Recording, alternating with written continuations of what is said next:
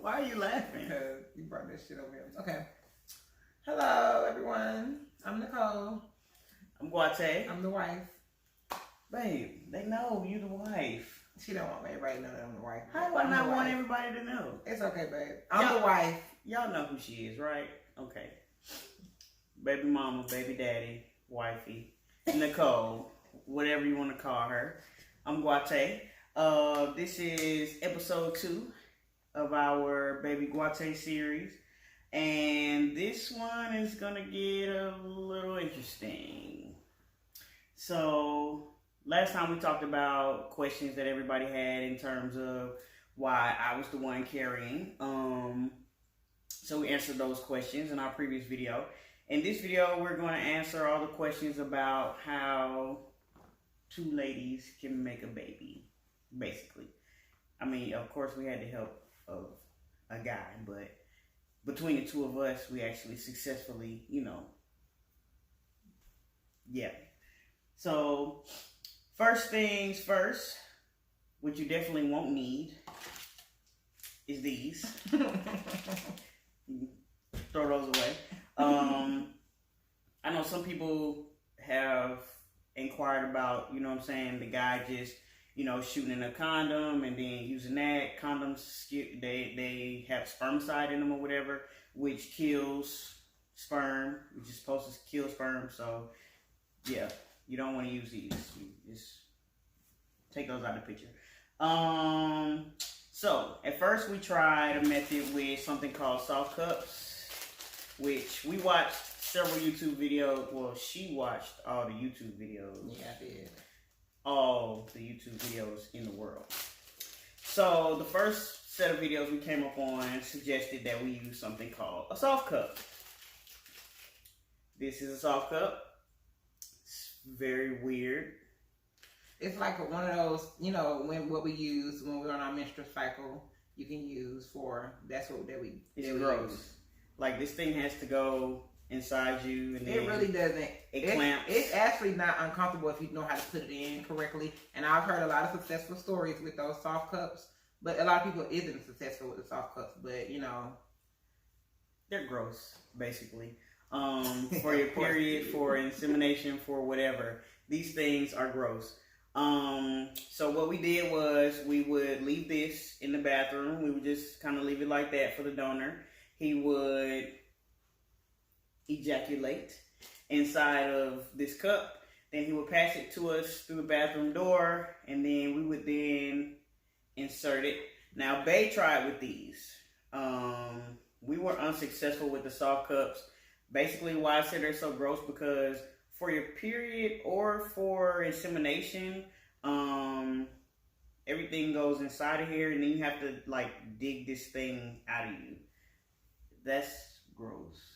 But anyway, anything is gross to you, baby. It's okay. It was all gross to me. I'm not. It's even okay. gonna lie. Everything was gross to her. So. This whole process was gross. But anyway, he ejaculates in the cup. I then took the cup. That's that's your and then you stick it inside there. As you can see, it flattens at the bottom or whatever. Once you're sticking it inside or whatever, you're supposed to put it all the way inside your partner until it clamps to their cervix.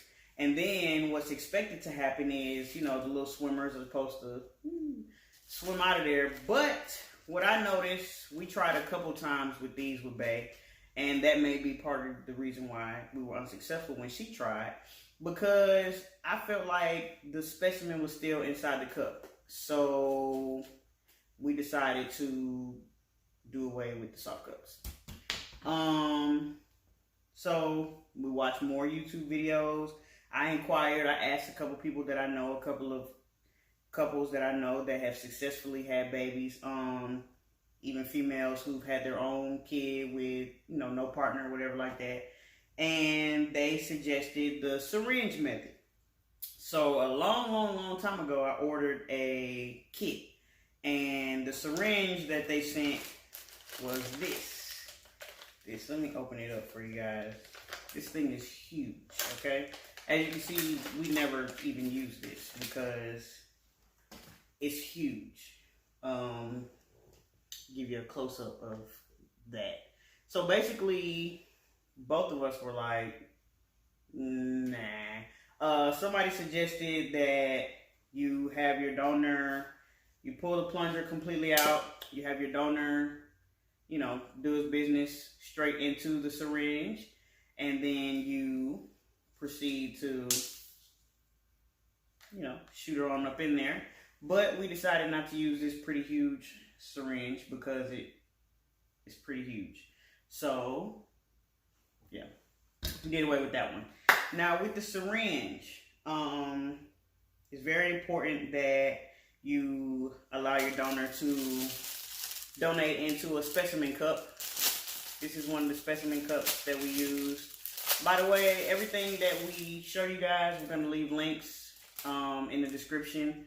Amazon links. I bought everything off Amazon, like, and it came in like 2 or 3 days, so you don't have to go to any special insemination store or anything like that. Everything is on Amazon. So you get a specimen cup like this. Just left this in the bathroom for the donor. Let him do his business. We watched one video that said, what did it say, like 10 minutes? It said wait for like 10 to 15 minutes to let the sperm liquefy itself. Yeah, we tried that. Yeah, I think that was too long. Because that was letting the sperm cells die off, I feel like, for that long. And then we watched another video and it basically said 3 to 5 minutes. 3 to 5 minutes. Yeah. So you allow them to donate in here. I just kind of held on to the cup to keep it warm as possible or whatever and let it liquefy. That's when I tried. And we actually used this syringe, which is tiny. So I know a lot of people have questions about the syringe. What type of syringe do you have to use? Does it have to be a certain size? It's tiny. But you have to make sure that when you draw sperm in from the cup, that you do it very slowly to prevent air bubbles. Before you draw it up, I would recommend that y'all push it out and push it in for the air. That will help too with the bubbles. So try to, and then when you do it, make sure there's no air in here before you start to draw the specimen out the cup. You just hold the cup at an angle. One of you guys can hold the cup. One of you guys can draw it. If you're by yourself, you can just sit the cup, straight down and just slowly draw the plunger until you have all of the specimen out of the cup, and then you work your magic and just make sure slowly, that you're slowly doing it too. Yeah, you don't want to just you want to slowly push the plunger back down, allow those little swimmers, because you don't want to damage the sperm, you don't want to kill them off. So yeah, we use a tiny syringe. They have several different sizes that you can use, but we ended up getting this tiny one, and this is the one that ended up allowing us to be successful. So, like I said, a couple different methods you can use. Soft cup method, which people have successfully conceived with the soft cups. It just didn't work for us. I didn't feel like the specimen was coming out of the cup, and it was also disgusting. It was too much, to touch, putting it in, pulling it out. It was nasty. So I didn't care for the soft cups. We didn't want the big, huge dome size syringe. So this does work. I know people who have successfully used these. So you can, if you order a kit and it comes with this one, you can use this one if you're comfortable with using this one. We just did not want to use this one. And the most important thing in regards to insemination is tracking your ovulation, which I would suggest track your ovulation at least for like a couple months before you start trying to inseminate. One reason is because when you try to inseminate and it doesn't work, it can be kind of discouraging, and you want to try to be in positive spirits and positive mind frame when you're doing this. You don't want to be like nervous and scared and bummed out because it didn't work last time and you're thinking it's not going to work this time. Like, you got to, manifest and have that positive energy. So these are the ovulation strips that we used. Like I said, I will put a link to these. It comes with several, because I would suggest you track your ovulation twice a day, every day. Comes in these little packages. Just open it up. It's a strip. Attached, I'll put a video of some ovulation strips to what they look like when. So as you saw in the clip, you got two different types of ovulation strips. You have the regular, just basic ovulation strip, and you have the digital ovulation strip. This one will actually give you like a blinking smiley face when you're ovulating within 48 hours. It'll give you a solid blinky face on your ideal ovulation day. That's when you want to try to inseminate. Like I said, I would suggest like twice a day. You don't want to do it as soon as you wake up. So maybe like afternoonish or whatever, and then maybe like 7 p.m. That's what we did. And last thing, PreSeed. You don't have to use PreSeed, but we would highly recommend it. It's a lubricant that is supposed to help the swimmers, you know, get to where they're going successfully. And they also suggest that you do it 15 minutes before you are about to inseminate. 15 minutes before, and then right before you inseminate, and right after, if you would like to. What should you do, baby? No, I don't think you should do it twice. That one time should be enough. But what you twice is good.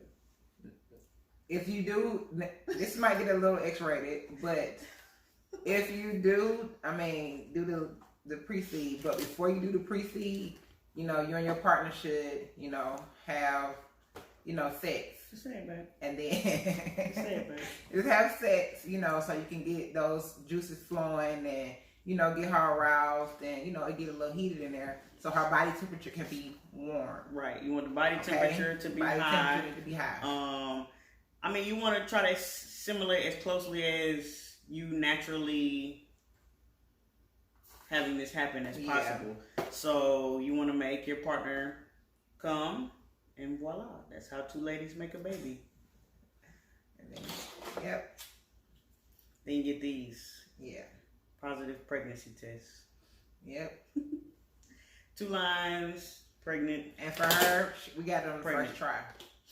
Yeah, first try. Yeah, because we did a lot of trial and error with me, so we already probably knew like what to do and how to do it when it came to her. So, you know, first try. Yeah. Yeah.